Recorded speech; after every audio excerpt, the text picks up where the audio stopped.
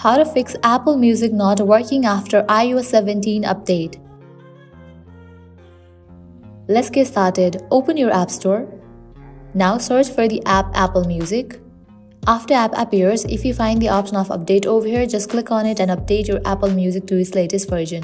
This might fix your problem. Likewise, heading towards next solution, you have to force restart your phone.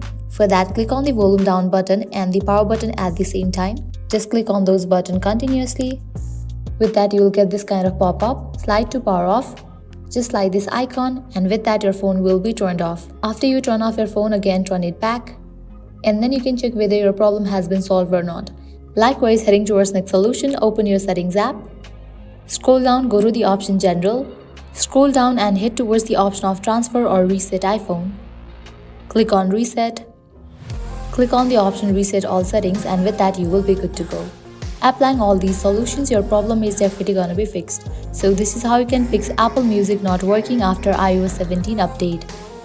At the end, if you guys find this video helpful, don't forget to like, share and subscribe. Thank you.